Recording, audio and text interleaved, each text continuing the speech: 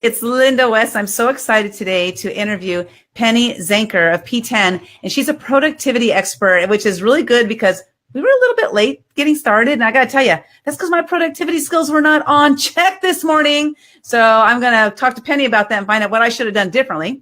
But before we get started, I want to share with you guys, I'm going to be speaking at an event called Massive Success Breakthrough, February 9th through 11th.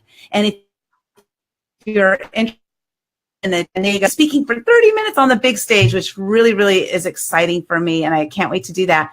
But go to attendmsb.com if you're interested in that. And then as far as the show goes, we're going to talk about productivity and getting that it's the end of the year. We're getting ready to go into the next year. And a lot of times people make resolutions to get more organized or to do certain things. And so Penny is going to help us discover what's the best way for us to get into that and just to be more productive. So share this with anybody you think that this could benefit, who could benefit from this.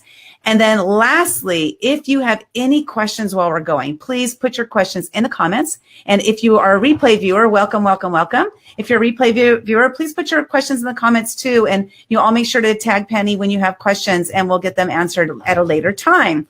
So again, thank you so much for being here. And this is, let's see, we got here. And I'm going to go ahead and read her bio to you guys. She's absolutely amazing. And I met her at an event. I'll tell you all about that in just a second. So as a Tony Robbins business coach and international speaker, Penny Zenker has worked with people all over the world to double their businesses and create more capacity for the leaders. Now, who could use some of that? We can all use some of that, right? So she helps you reset your priorities, regain focus on what gets results, and balance your skills and mindset to help you get results faster. Entrepreneurs and business leaders seek her business coaching because of her experience, skills, and strategic approach. And I met Penny at CEO Space in Las Vegas about a year and a half ago. And I got to tell you, I had one session with her, and that one session really unlocked something in my brain that helped me. It's weird because I'm an organized person, but I'm not nearly as organized as I thought I was. And that was one thing I discovered with Penny, which thanks a lot, Penny. That was actually a good thing for me because I thought I had it all together, but I didn't. And you really shed some light on that. So thank you for that productivity tip that you gave us at CEO Space. But welcome to the show. I'm very, very excited to have you. And how are you doing today? Thanks, Lynda. It's great to be here. And I'm doing great. We all need a boost here and there. I was talking to somebody earlier and they're like, well, you're the expert in this. And I'm like, yeah, and I have challenges too. That's probably why I'm so focused on it. Right. And why don't you share that? Because, even though there's people are experts in certain areas, they still have challenges as well. So if you want to maybe share with us, one of the challenges that you have that maybe either you've combated it or you're still working on, if you don't mind sharing that. Yeah, absolutely. I mean, I think we're all still a work in progress. So certain things work really well. For me, it's I create structure for things and process because I'm a little bit all over the place. And so if I don't do that, then yeah, right. I think it's the entrepreneur is really, it's our nature, right? Is to wear so many different hats and to be in different places in our mind and our body might be somewhere else. And so we have to create those structures for ourselves to wheel us back in, to create focus. And so, that's kind of what I've been accustomed to doing. It's not my natural skill. It's my learned and adaptive skill, if that makes sense. So it certainly does, because when you did share the productivity hack, I'll call it, I guess, with us at CEO Space, I was really resistant to it because, I'm a free thinker and I don't like structure and all this stuff. But what I found out is having the structure actually made me be able to accomplish so much more and so much faster. And that is brilliance, right? Well, it probably enables you to be more of the free spirit that you love to be, right? So I kind of say structure will set you free. It's the opposite of what you think. Yeah, and that's a good point. That's a good point. Now, I want to ask you, so let's see, we got the biggest mistake. What is the biggest mistake that entrepreneurs make about setting their priorities? Well, there's a couple. I think the biggest mistake is that they're not aligning their tasks and their goals.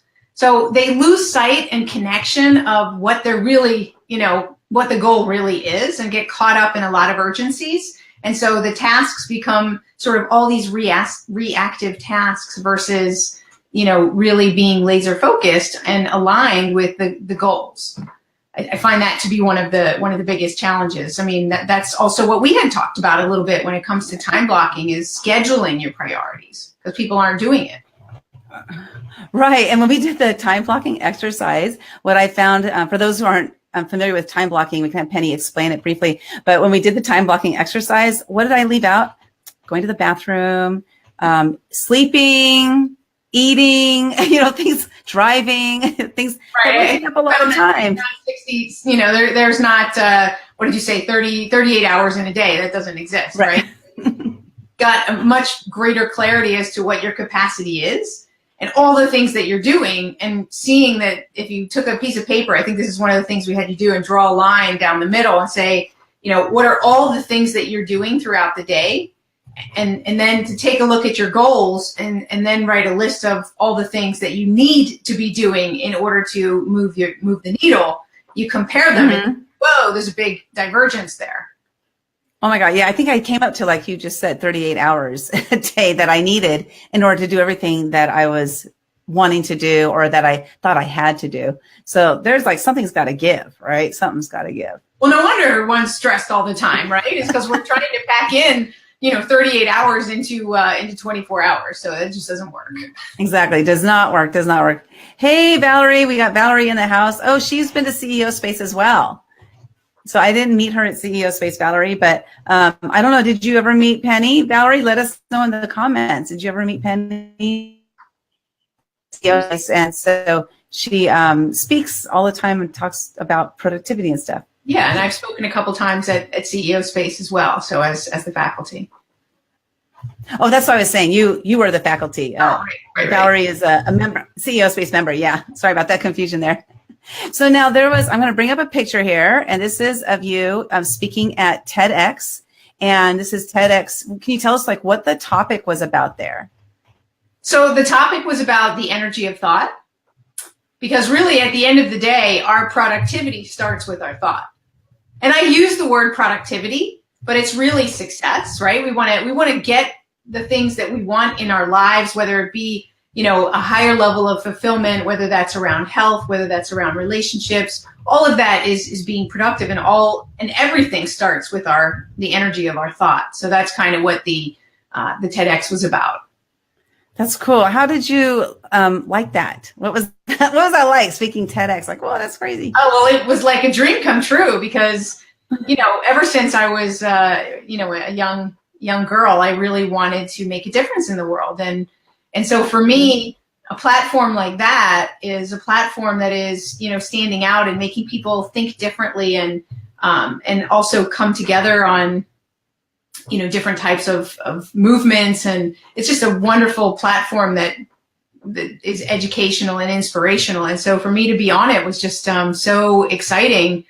Kind of one of those things you can check off your bucket list and be like, okay, I've made it. Now, what's the next mountain to climb? So it was really great.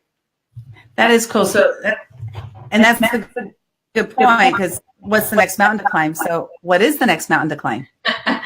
Well, I picked a big mountain. So yeah, I'm always looking for some way to stretch myself. And again, it's about how to reach more people so that they can live better, more fulfilled lives. I really feel so passionate about that, because some of the things that I've realized about the way that I do things really serve me. And I want to be able to, in different ways, to bring that message across. And so, the energy of thought with TEDx was one, and the next one is going to be through film.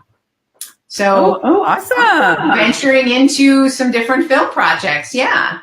Oh, I can't wait to hear more about that. You want to share anything? Well, one that I just got involved with was Wishman, which you may be familiar with from Greg Reed, who's running that. And so, I'm an executive producer on that program, just because it was totally fitting in line with where I want to go with my film that I'm talking to some people about, which is the Wishman movie is the story of Frank Shankwitz. And so he was one of the founders of Make-A-Wish, and kind of what his story was. And the underlying theme is that everybody can be a hero for someone else. And the underlying theme of the movie that I want to put together is that we can all be our own hero. We just have to get out of our own way, and then we can show up as our own hero.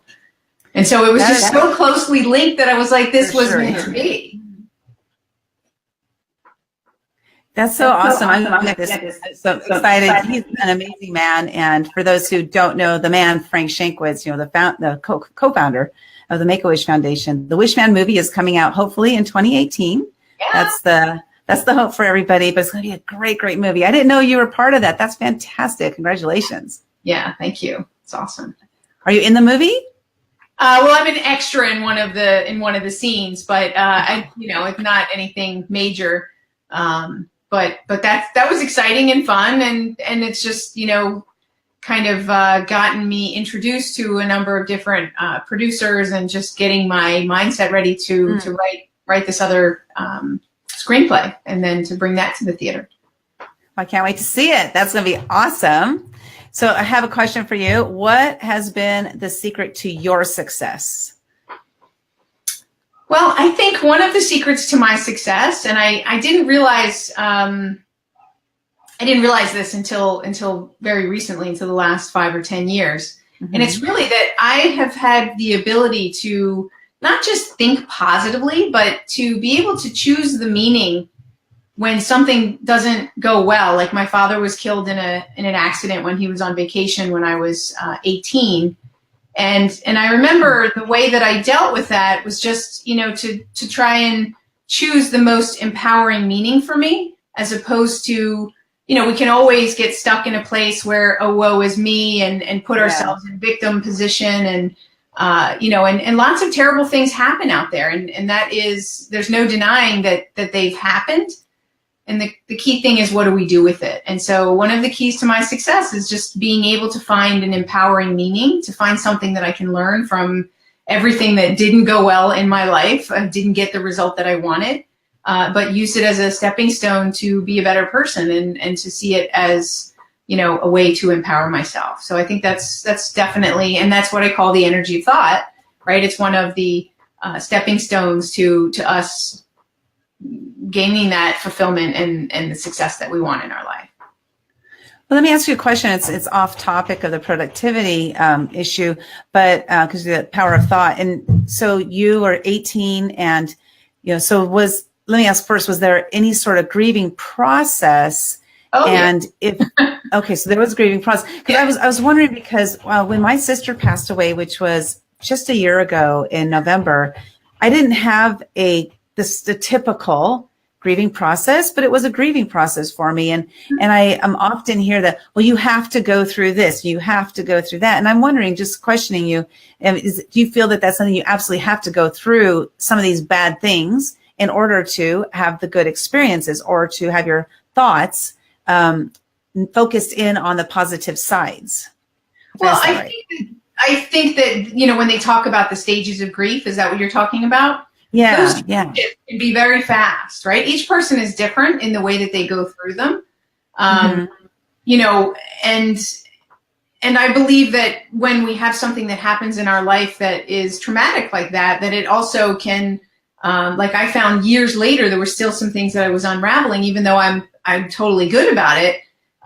There was still, some deep down emotion and sadness that, was still there. And that's okay. Like it's like an onion, right? You take off one layer and maybe there's, some other layers underneath, but my process, I still probably went through all of those things. I just went through them maybe quicker than some of the other people might have gone through them. Yeah. And that's a great point, because I did grieve, but it was very short too. And actually I was kind of like a public griever, I guess, because since I do so many Facebook Lives, I did a lot of my grieving on Facebook Live. And for me, that I found made me heal so fast because of the support that I had worldwide. Mm-hmm. And like, for me, it was a good thing. And some people might be critical of what I did, but for me, it worked. I mean, it was amazing. So, so for me, it's what worked for me. And I think it's all important for us to discover what works for us, and to do that instead of worrying about what other people think about it. I mean, what's your thought on that? Yeah, absolutely. Absolutely is to, it's each person's own process. So, they definitely have to do what's right for them and not worry about it. I mean, isn't that what holds us back in every area of success is fear of what other people think, judgment. You can even relate that. I know we're not talking about productivity, but we really are. Right.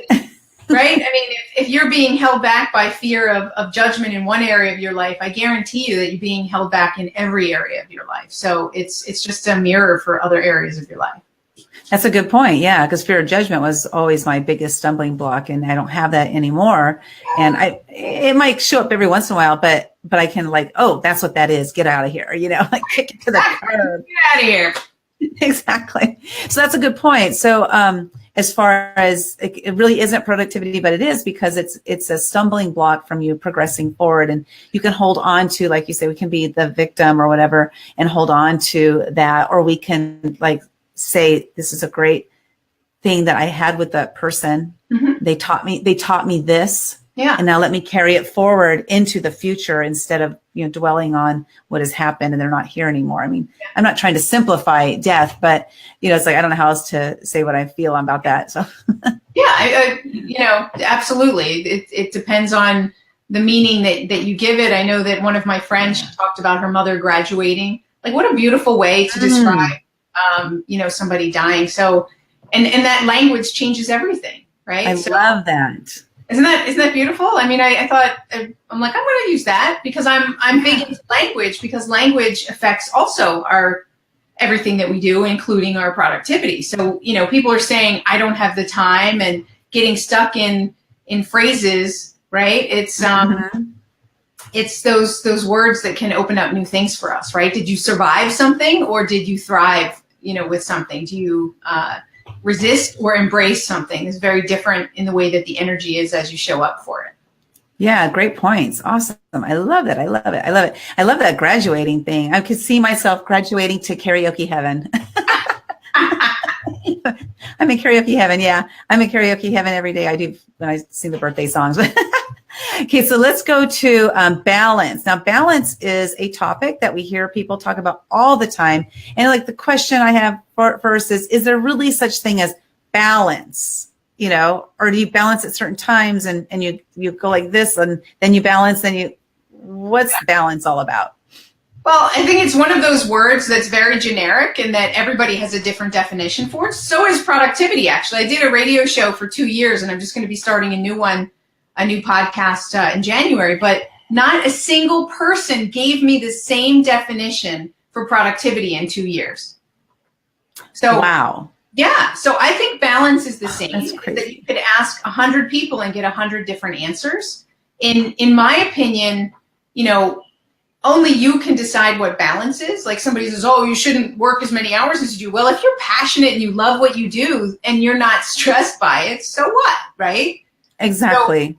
So it balance is individual, and you need to check in on the results that you're getting, right? If all your relationships are dead because you're skewed over to one side and not giving that any attention, then maybe there's some imbalance there. Or if you're massively overweight, then you're not taking care of yourself. And so it's our results that help to keep us in balance, I think, in every area of our life, that we get to, be aware and be attentive to, the results that we're getting, be in relationship with our results.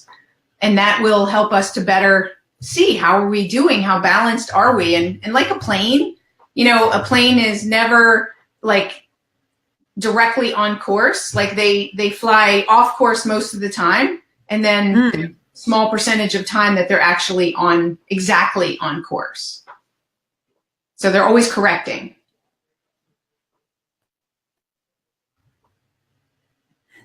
Always correcting on stuff. Yeah. I love it. So what are some suggestions you see on how to balance urgency versus importance?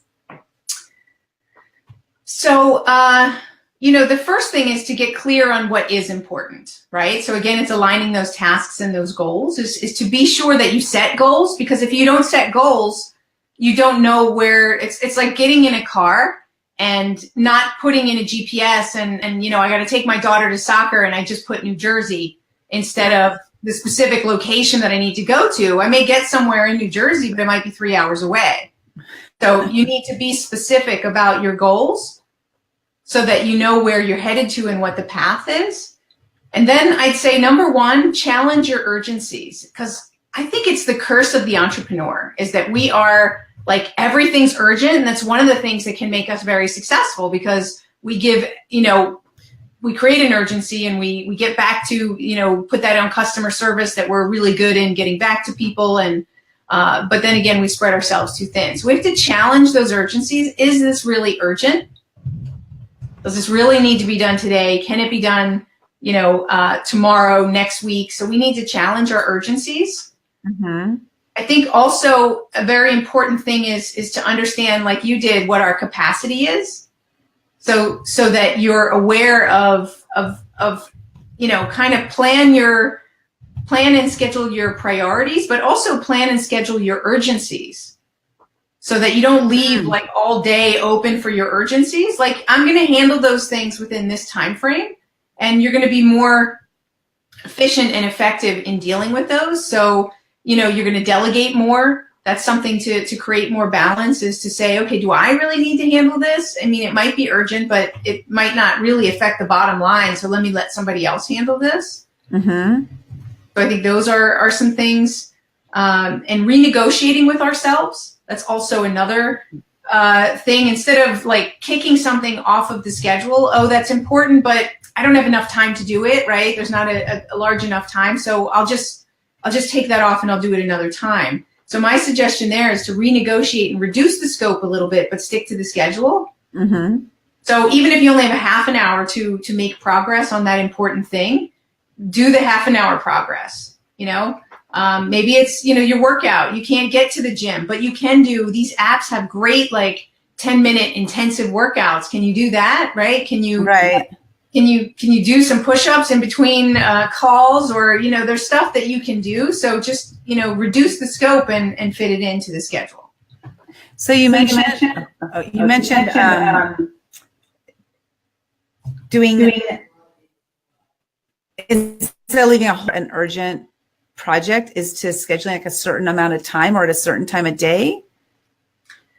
Well, so you can do that. So if we get to like time blocking, right, is that you should always do the things that are most important first. The urgencies will still be there, right? So do what's important first thing in the morning. It's kind of like, the eat the frog concept is, okay. Do that thing that's most important and maybe is big and scary, but you do that first, and you're setting yourself up for momentum and progress. Everything else from there is easy. But you just feel so accomplished when first thing you get done is the things that are important, and then you can work through to the other things. So there's kind of a model where you can have, it's like the 1-3-5 model in creating kind of your to-do list. So you've got one major priority that you're going to accomplish in each day. So you name what that main priority is. And then you have 3 like secondary priorities. They're also important and need to get done today and are important to move you forward in your most important goals, whether it's the income that you're earning or a major project that's down the line. And then the 5 things can be those urgency, right? Then you can do the things that have to get done today. Okay, that's interesting. I never heard of that rule. I kind of like that idea. I'm gonna have to try to incorporate that. So I've tried so many different things, Penny, and honestly, the time blocking has been the thing that I've been most successful at. Mm-hmm. I don't follow it 100% of the time, but I follow it about 75%, which is great, because before I didn't follow anything. Yeah, totally. Yeah. So I give myself credit for that, right? It's like, instead of saying, I'm not doing it right, so I give myself credit for what I am doing. And I'm proud of myself for doing that much, because I've never been into productivity. I've just been into partying, Well, you also don't want to book yourself 100%. That creates stress, right? So that's 75-80% is a perfect amount to be scheduled and thinking about those key blocks that you need to accomplish. Yeah. And it's been, oh my God, it's been amazing. I know you have this assessment. Let me see, what is it? The productivity assessment. that I want to give everybody a link to check out that assessment. It's really cool. So I put it in the comments below. I would figure out how Brown can talk a little bit about the productivity assessment and what that is. Well, you remember earlier you said, that you thought you were pretty good at being organized, and then I showed you this method, and then you thought, well, maybe I'm not as organized as I thought. Well, so the assessment helps you to create some realizations around that as well. Is that very often I'll ask people, on a scale from 1 to 10, where do you think you are in your time management and your productivity? And they'll say, I'm like an 8. They're feeling really strong and really good about it. But as I said, it's one of those words that is up in the stratosphere. So I break it down. The assessment breaks it down into 10 core drivers, the fundamentals that really, push us forward in being productive and gaining the success that we want. And so by breaking it down into those 10, it gives us another way to look at it and actually gives people a greater clarity as to what they're really good at and where they're an 8. But they tend to always have an aha when they take this to find out there's a few areas where they hadn't even thought of it, that it affected their productivity, and they're not, as high on that area. So that might be a gap for them. So it's a great tool to create awareness initially, but then also there's an action section so that they can also, set specific actions to close the gap, to say, okay, here's where I need to work on it to close the gap, and see over time that they can condition themselves how to think and act a little bit more strategically in how they approach their productivity and their success. And that's a great question I had. Well, great question I have here. Now, the question I have related to that is, a lot of times people will say, oh, that's just the way I am. Okay. So we hide behind that. I mean, I've done it, I don't do it anymore because I realize that is not just the way I am, because I choose to be how I am, and I choose to be better every day is my goal. So how can somebody who isn't accustomed to saying, well, that's just the way I am, and using that as a crutch, how can they get out of that and stop using that as a crutch? Like, what would be like the first step for them to do, you think? I think just being aware that you hear that come out of your mouth, that's just the way I am, is just to listen to what that is. So it's such a limitation. We're all more than how we define ourselves, and more than the results that we get in any given day. So, I guess the thing is just to recognize it, and then to say, I can be more. I can always be more, right? It's like karate that has the multiple levels of black belt. Like, don't you see more? Don't you want more in your life? And I think there's very few people who would say, no, I'm perfect where I am. I have everything that I want in my life. I'm fulfilled and everything's perfect. Yeah, that's true. That's a good point. Because if you just say, I do want more, and then you reach out to somebody who can help you. If you can't figure it out yourself, there's always, reaching out to mentors and coaches, right, who can help you with all of this stuff. And now the P10, the assessment, is it a system that can help people figure out, then like closing that gaps? The system helps them figure out where to close those gaps and how to do that. Yeah, so it's a high level system to give some awareness, and then in the action sections, there are some suggestions on how to close the gap, but also it's very individual. So it takes you through like a self-coaching process, and it can also be part of a group coaching process, more hands-on in a group. So you can take it yourself, or you can be part of a group, and you'll find out what's holding you back, where are the limitations, and where could you, be closing that gap. And so the system is a support system, but it doesn't, there's some additional training, but it depends on what, everybody has different gaps. So it's going to support them in their process of closing the gap, create some accountability, create the awareness, and some training. Yeah, I find it interesting because a lot of times, in my past especially, I had all these reasons really excuses as to why I was not successful, and have people or blame systems, find people to blame. And I found that my progress started happening once I stopped blaming and just started taking action. Yeah. And it's huge how, hey, Patty's there. She says, hi, Penny and Lynda. She says, Penny says, I can always be more. Yes, exactly. So it is amazing. Like once we discover that, once we stop blaming others or blaming systems for our failings is when we can discover how much more we are.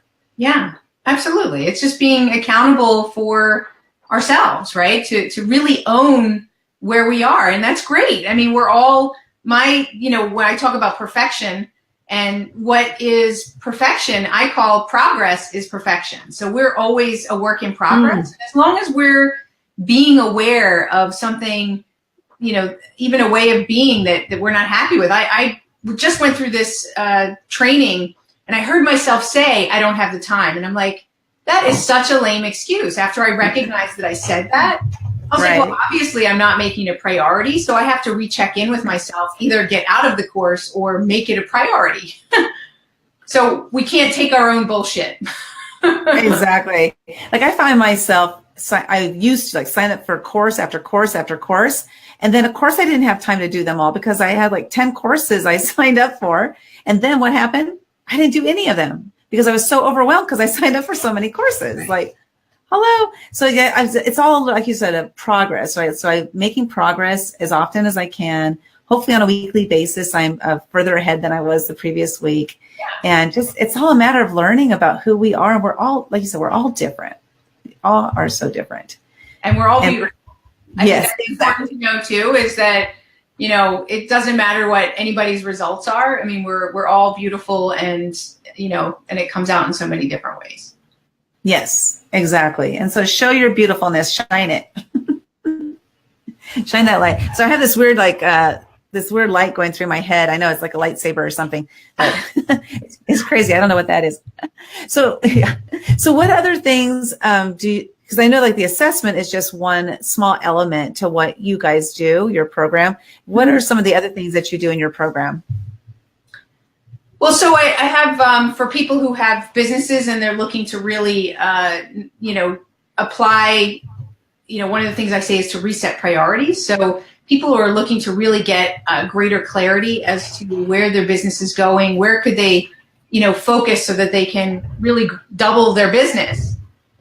Usually it's a matter of just focusing on the wrong things. And, so I have a program that helps people to really get structured and focused on the right things.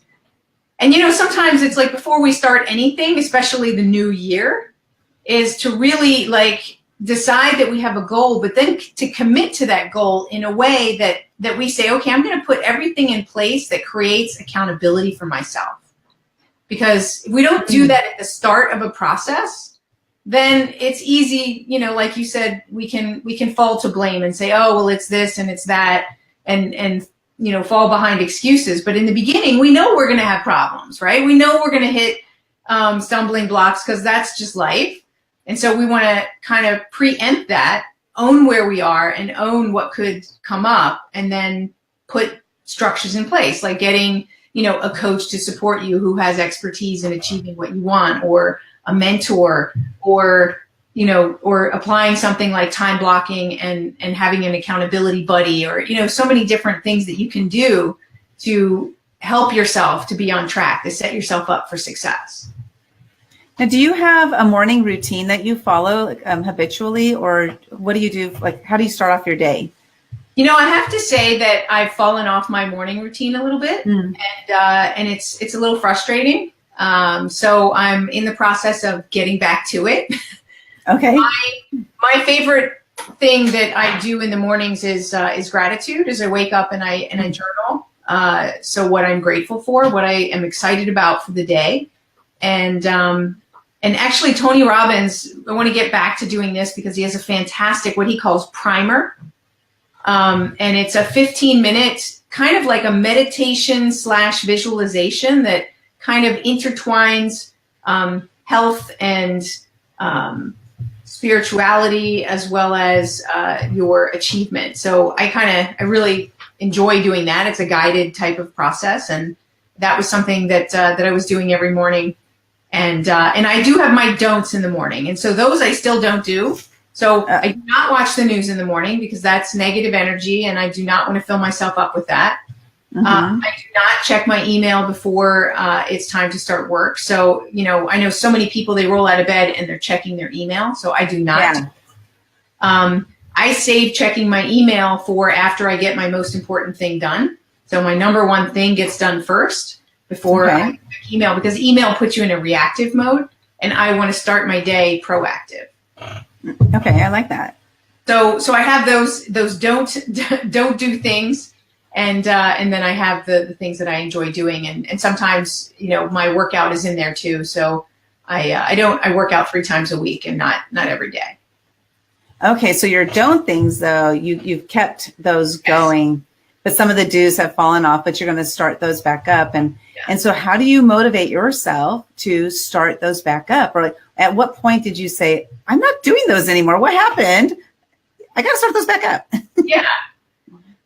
Well, so it just, one of the things is I know that when I stretch and I work out in the morning, so that I know that I feel better. Everything goes better during the day. I have more patience. I have more clarity. So, that has to be a priority, even though it's kind of like, oh, I don't have the time. But I know if I don't do it in the morning, that it doesn't happen. And so, it's a matter of doing it when it's going to work best for me. So right. Just recognizing it. I mean, I know it and I've known it, and it's just like, okay, I'm not accepting this for myself anymore. So it's stopping the excuses and working with a coach. So right now, I've made sure that my coach is helping to hold me accountable. And for me, when I have an external person, it makes it really easy for me to not let somebody else down, right? So if I know I got to check in, then I'm like, okay, I'm going, because they're going to check in with me and I would be out of integrity. And so that's so important for me to be in integrity. So I think anybody can check back in with your values, right? And if you can show that you're violating your values by not doing those things, then it starts to be more painful than the excuse. Do you know what I mean? So yeah, exactly. So it's creating pain for yourself that makes you say, no, I'm not going to live like this anymore. I'm committed to myself. Yeah, it is. It's interesting. Like, why are we like that? I don't know. I don't know the answer to that question. But it's crazy because I think most people are probably like that. Having that accountability coach, or because even athletes, professional Olympic athletes, like they have a coach, they have somebody who's on their case to make sure they don't have excuses as to why they're not doing what they're doing or what have you. So that's part of their, right. They've made a decision that they want to be, a gold medalist. And so therefore they're completely aware that there's things that they have to give up. And that they're going to have to control their environment and make choices as a result of that. And so it's the same thing for us, is we have to commit to who we are and what's important to us, and really make that commitment so that we're doing what supports that. So if I want to, stay fit, then I'm not going to go out and buy cakes and candies and stuff like that and have it in the house, because I'll eat it if it's in the house. Right. I can't bring it in the house.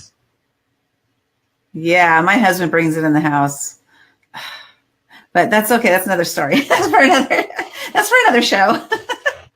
So what would be your number one then? Like if you had to pick like only one of the top productivity tips, what would be your number one that you would recommend to people? I think lately what I'm really encountering is also around goal setting. That is not the norm. And I would say it's set it and forget it, because when we focus too much on the goal itself and the number or whatever that is that we lose sight of, like we were just talking about, what behavior do we need to show up? What are the things that we need to do on a daily basis to make that happen, right? It's not, I believe in the law of attraction, but if you don't take the right action, you can wish it all you want. So, but it's not going to happen. So, I would say we want to focus on our behavior and the process, the things that are going to make that thing, that goal a reality. So set it and then forget it. visualize it, see yourself there, and then focus on the things that you need to do on a day-to-day basis to get there. I like that. Set it and forget it. Because your subconscious, I think, it's gonna remember what your goal is, right? And so do you check in every once in a while though to remind yourself of what that goal is, or to see like where am I in relation to reaching that goal? Yeah, absolutely. And you check in with your behaviors. Am I doing these behaviors? And then, soup up and tap into the connection of why that goal is important, right? The why is really big to create that passion. But if we get too focused on like a number, like I've got to earn exactly this amount, or, then it's counterproductive a little bit. I had a client who was so focused on the numbers. She had a team of people, and every Monday they would meet and they'd go over the numbers, and she'd be so frustrated that they didn't own the numbers, and they weren't, they weren't holding themselves accountable to the numbers. And I said, stop focusing on the numbers. So she started having, instead of those meetings being about the numbers, she started making it workshops into how they can improve customer loyalty, the things that they need to do on a day-to-day basis that move the numbers. And her numbers went way up. Because that's what awesome. Yeah, that's because the focus was the numbers, not the people. Right. And you're working with people, not with numbers. The numbers are results. So right. It was not the people, so they didn't care because they don't really see the connection between those behaviors and what's going on and the numbers. So if you focus them on the thing that actually moves the needle, right, which is what they're doing day to day. And then they came up with some brilliant ideas, like give them ownership of it, right? And it changed everything. So that's where it is in generating that ownership for ourselves, the people on the team, so that when we commit, we're like committed with our heart and soul. Right. And the team will be more cohesive that way, and everybody will be happier. Right. Yeah. That's really awesome. Let's see. So Patty says, number one goal is set it and forget it. We love it. We love it.